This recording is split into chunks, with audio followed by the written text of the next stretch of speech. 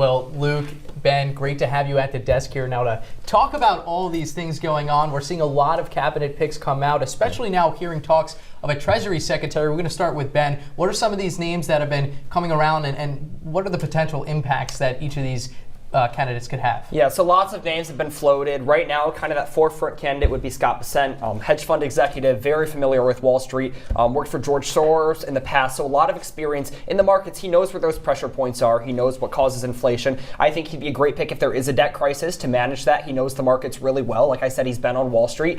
He's been visiting in Mar-a-Lago for recently in the past week, very close to Trump, consulting Trump on a lot of financial issues, crises, and just not every day, but weekly at least, having phone calls with the president-elect.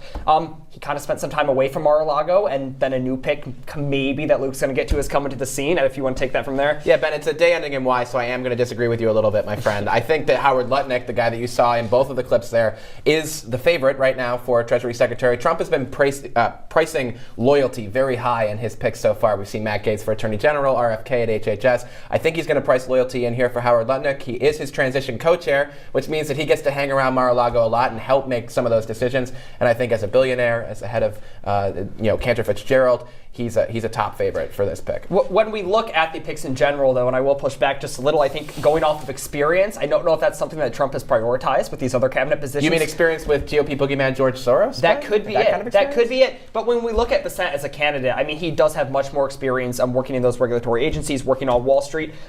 He's kind of the favorite of more moderates and centrists. So I don't know. A lot of people in the Trump team has voiced concerns that he's not going to push those Trump tariffs as hard as someone like Lutnick might go along with Trump's plan and economic proposals going forward. We've also seen other positions come out, a possible trade czar role for Robert Lighthizer. That would not require Senate confirmation. He'd have a lot of influence over the Commerce Department, over the Treasury as well. It's just relations with trade. We know tariffs revolve a lot of this plan. I mean, a 200% tariff on Chinese auto manufacturing, 60% tariffs across the board, 20% on Chinese goods. So, I mean, tariffs are the economic plan here. I think that the kind that you're speaking of will push those a little harder than Bessent will going forward.